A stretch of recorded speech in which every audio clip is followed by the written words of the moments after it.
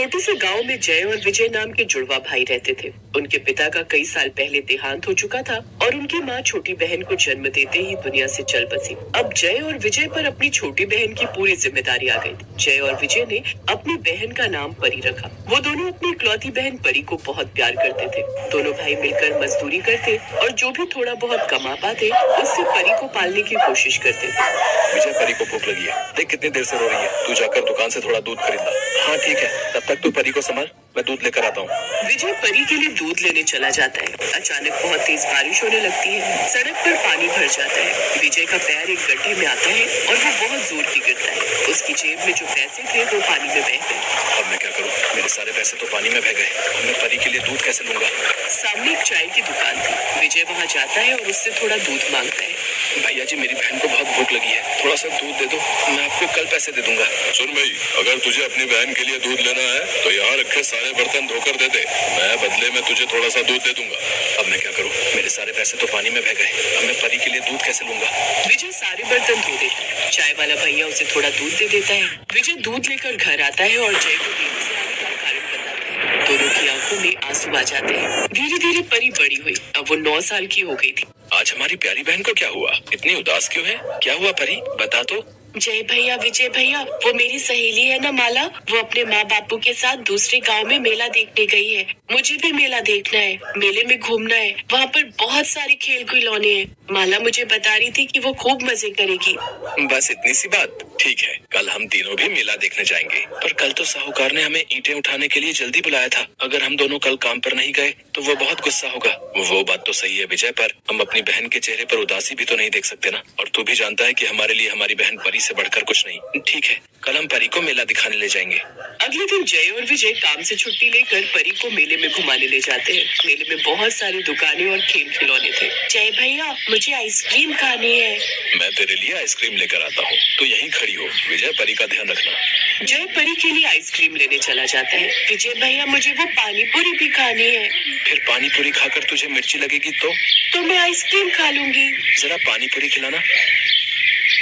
भैया, मिर्ची लगी है, मुझे पानी पीना है। मैंने तुझे कहा था ना कि तुझे मिर्ची लगेगी। भैया, आपके पास पानी होगा? नहीं नहीं, मेरे पास सादा पानी नहीं है, वो सामने नल लगा है, वहाँ से ले लो। विजय सामने नल से पानी भरने चला जाता है, पर जैसे ही लौटता है परी वहाँ पर नहीं होती। विजय घबरा जाता है। तब तक जय भी आइसक्रीम लेकर आ गया था। दोनों परेशान हो जाते हैं। विजय, परी कहाँ गई? मैंने तुझे कहा था परी का ध्यान रखना। अभी यहीं खड़ी थी, मैंने उसे कहीं नहीं जाने दिया। भैया, मेरी बहन जिसने अभी पानी पूरी खाए थे, वो देखा कहाँ गई है? वो वहाँ एक जादूगर जादू दिखा रहा है, उसी ओर गई है। चल विजय, उधर जाकर देखते हैं। जय और विजय देखते हैं कि मेले में एक जादूगर जादू दिखा रहा था। परी भी सब बच्चों के साथ उसका जादू देख रही थी। भैया, मेरी आइसक्रीम।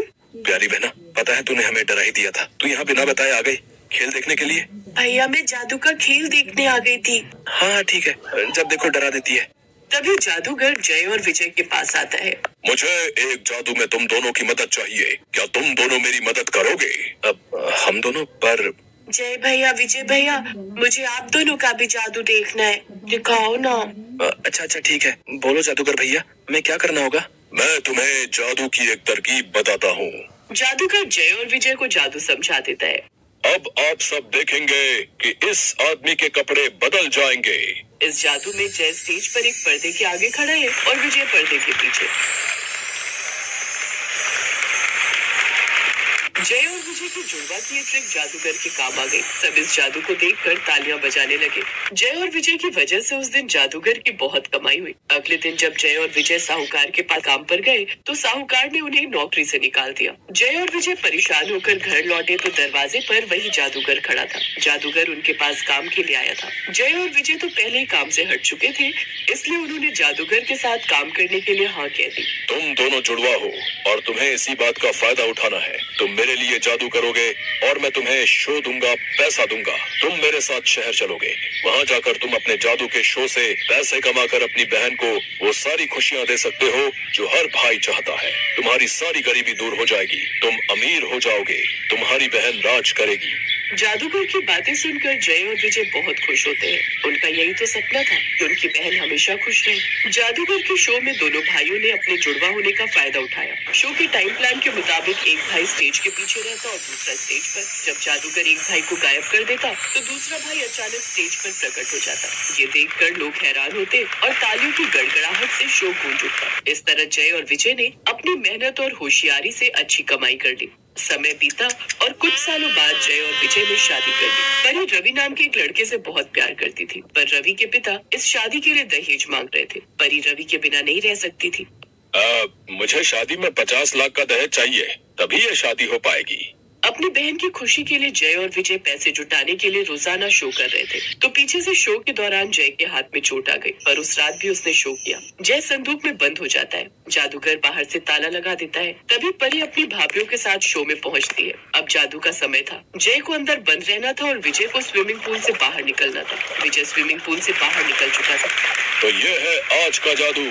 मैंने अपने साथी को संदूक में बंद किया था, पर वो तो स्विमिंग। तो ये है आज का जादू।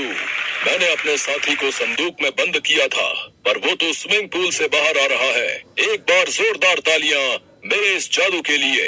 जय अभी तक संदूक से बाहर स्टेज के पीछे नहीं पहुंचा था। वो खोल दिया जाता है। परी अपने दोनों भाइयों से लिपट कर खूब रोती है।